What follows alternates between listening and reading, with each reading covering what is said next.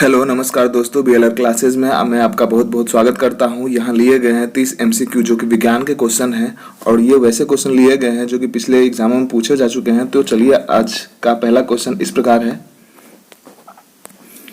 जब धातु एसिड के साथ प्रतिक्रिया करता है तो कौन सी गैस आमतौर पर उत्पन्न होती है? जब धातु गैस के साथ प्रतिक्रिया करता है तो कौन सी गैस आमतौर पर उत्पन्न होती है?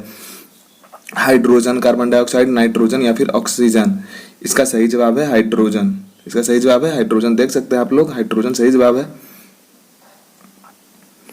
दूसरा क्वेश्चन है, एक वस्तु का द्रव्यमान दोगुना होने पर दो वस्तुओं के बीच का जो गुरुत्वाकर्षण बल है उस पर क्या प्रभाव पड़ता है? तो गुरुत्वाकर्षण का बल जो होता है वो दोगुना हो जाता है, गुरुत्वाकर्षण का बल तिगुना हो जाता है, गुरुत्वाकर्षण का बल चौगुना हो जाता है, फिर गुरुत्वाकर्षण का बल जो होता है आधा कर दिया जाता है।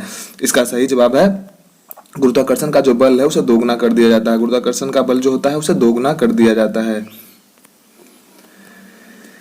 तीसरा क्वेश्चन है, रात में जब जो तारे होते हैं वो टिमटिमाते किस कारण से हैं? रात में वो जो तारे होते हैं टिमटिमाते किस कारण से हैं? वायुमंडलीय अपवर्तन के कारण, प्रकाश का फैलाव के कारण, या फिर प्रकाश का प्रवर्तन के कारण, या फिर प्रकाश का बिखरना है? इसका सही जवाब है प्रकाश का जो अपवर्तन है उसके कारण ही रात में जो तारे होते हैं टिमटिमाते हैं, वायुमंडलीय अपवर्तन के कारण। इनमें से कौन सा ऑप्टिकल लेंस नहीं है? इनमें से कौन सा ऑप्टिकल लेंस नहीं है? पेरिस्कोप, दूरबीन, माइक्रोस्कोप या फिर स्टेथोस्कोप? इसका सही जवाब है जो स्टेथोस्कोप है ये ऑप्टिकल लेंस नहीं है। बाकी ये तीनों जो है ऑप्टिकल लेंस है। स्टेथोस्कोप जो है ये ब्लड प्रेशर को नापने के काम में आता है। सॉरी, ये हार्ट बीट के नापने को काम में आता है। पौधे में चीनी का सामान्य परिवहन रूप है, जो चीनी का जो पौधे में सामान्य सा परिवहन रूप है किस फॉर्म में होता है? ग्लूकोज के फॉर्म में, लैक्टोज के फॉर्म में, सुक्रोज के फॉर्म में, किसके फॉर्म में होता है? फिर फ्रुक्टोज के फॉर्म में होता है। इसका सही जवाब है सुक्रोज के फॉर्म में होता है। निम्नलिखित में से कौन आहार फाइबर में समृद्ध होता है? निम्नलिखित में से कौन आहार फाइबर में समृद्ध होता है? आइसक्रीम, सफेद रोटी, सेब या फिर नूडल्स? तो जो आहार फाइबर जो होते हैं वो सेब में बहुत ही ज्यादा होते हैं। सेब में एक अवधि में तत्वों को जो क्रम में व्यवस्थित किया जाता है वो किस प्रकार किया जाता है? नाभिक में समान प्रभार, नाभिक में घटते चार्ज, नाभिक में बढ़ते चार्ज या फिर नाभिक में निरंतर आवेश के कारण? तो नाभिक में बढ़ते चार्ज के कारण ऐसा व्यवस्थित किया जाता है। हड्डियों के लिए कौन सा खनिज आवश्यक है? हड्डियों के लिए कौन सा खनिज आवश्यक है? जिंक, लोहा, सल्फेट या फिर कैल्शियम? इसका सही जवाब है कैल्शियम। हड्डियों के लिए कैल्शियम खनिज जो है बहुत ही जरूरी है। निम्नलिखित में कौन सा विटामिन ए से भरपूर है? निम्नलिखित में से कौन सा विटामिन है जो ए से भरपूर है? टमाटर, गाजर, सेब या फिर संतरा? तो इसका सही जवाब है गाजर। गाजर जो है विटामिन ए से भरपूर होता है। गाजर में विटामिन ए बहुत ही ज्यादा मात्रा में पाया जाता है। अगला क्वेश्चन है, विटामिन सी जो है प्राकृतिक स्रोत किसका है? विटामिन सी का प्राकृतिक स्रोत कौन सा है? सेब है, पालक है, अमरूद है या फिर सभी है? तो सभी, यहाँ सभी विकल्प सही हो जाएंगे क्योंकि सेब में भी विटामिन सी पाए जाते हैं, पालक में भी सी पाए जाते हैं और अमरूद में भी विटामिन सी पाए जाते हैं। गैस अणुओं की गतिज ऊर्जा सीधे अनुपातिक होती है। जो गैस अणुओं की जो सीधे गति जो ऊर्जा जो सीधे अनुपातिक होती है, डायरेक्टली प्रोपोर्शनल होती है, किसके होती है? वायुमंडलीय दबाव के कारण, दबाव तापमान और दबाव के कारण या फिर तापमान के कारण? इसका सही जवाब है तापमान के ही कारण। जो इसका गति जो होता है उसके सीधे अनुपातिक होता है, सिर्फ दबाव तापमान के कारण। हाइड्रोजन के आइसोटोप ड्यूटेरियम में क्या होता है? तो कोई कार्बन, न्यूट्रॉन और एक प्रोटॉन नहीं होते हैं। एक प्रोटॉन और एक न्यूट्रॉन होते हैं। एक इलेक्ट्रॉन और दो न्यूट्रॉन होते हैं। एक न्यूट्रॉन और दो प्रोटॉन होते हैं। इसका सही जवाब है एक प्रोटॉन और एक न्यूट्रॉन होता है। एक प्रोटॉन और एक न्यूट्रॉन होता है। Option number B. Lime water का रासायनिक नाम क्या होता है? लाइम वाटर का जो रासायनिक नाम है क्या होता है? मैग्नीशियम हाइड्रोक्साइड होता है, अमोनियम हाइड्रोक्साइड होता है, सोडियम हाइड्रोक्साइड होता है या फिर कैल्शियम हाइड्रोक्साइड होता है? तो इसका सही जवाब है कैल्शियम हाइड्रोक्साइड। कैल्शियम हाइड्रोक्साइड जो ऑप्शन नंबर डी है। निम्नलिखित में से कौन कुनैन के लिए स्रोत है? निम्नलिखित में से कौन कुनैन का अच्छा स्रोत है? सिनकोना या फिर नीम, बांस या फिर टीक? इसका सही जवाब है सिनकोना। जो है सिनकोना, जो कुनैन का जो छाल होता है वो सिनकोना से निकाला जाता है, जो कि मलेरिया के दवा बनाए जाते हैं इससे। निम्नलिखित में से कौन सा एक लेग्यूमिनस पौधा है? तो टमाटर है, कैबेज है या फिर पोटैटो या फिर मटर? इसका सही जवाब है ऑप्शन नंबर डी, मटर। जो मटर जो है वो लेग्यूमिनस प्लांट है, नाइट्रोजन फिक्सेशन का काम करता है रूट नूडल्स के द्वारा। निम्न में से कौन सा एक कमजोर क्षार है? Sodium hydroxide, calcium hydroxide, ammonium hydroxide या फिर पोटेशियम हाइड्रोक्साइड? इसका सही जवाब है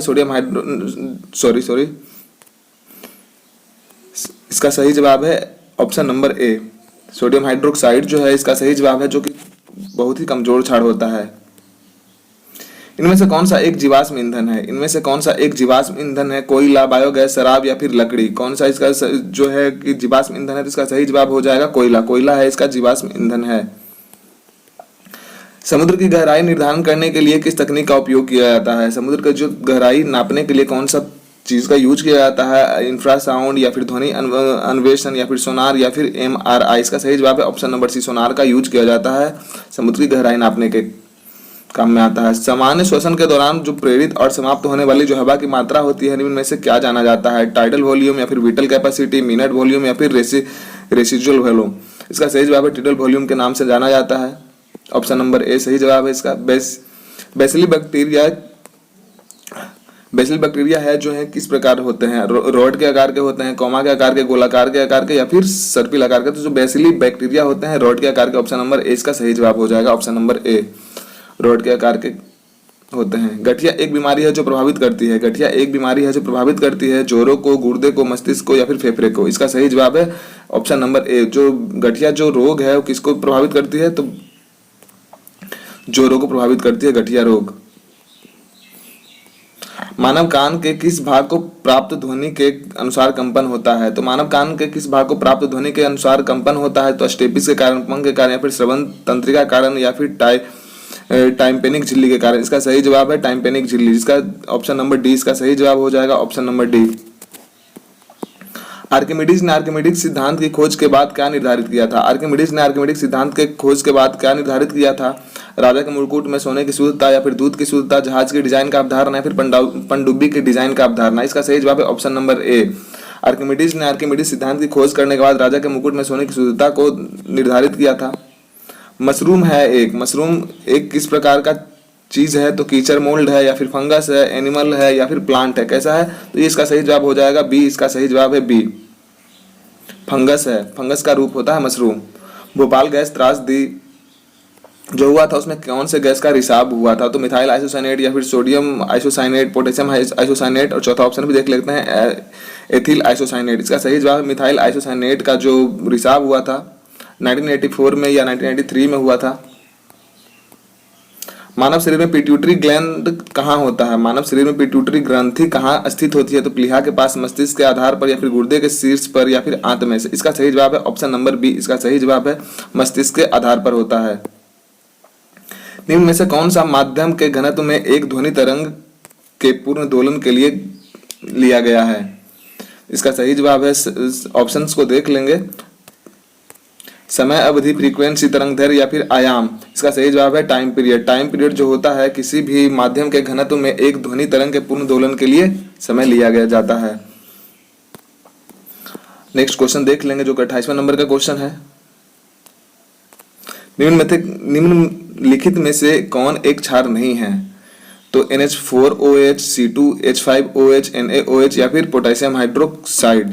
इसका सही जवाब है जो C2H5OH जो एथेनॉल है, ये एक क्षार नहीं है। मानव शरीर में एकमात्र पेशी कौन सी है जो दोनों सिरों से जुड़ी नहीं होती है? मानव शरीर में एकमात्र कौन सी पेशी होती है जो दोनों सिरों से जुड़ी नहीं होती है? ट्राइसेप्स, जी, बाइसेप्स या फिर परिचालक? इसका सही जवाब है जो जीभ होता है मात्र एक ही सिरे से जुड़ा हुआ होता है, जो आगे वाला जो जीभ का सिरा होता है वो बिल्कुल फ्री होता है। तो आज के लिए सिर्फ इतना ही क्वेश्चन लिया गया था। धन्यवाद, जय हिंद।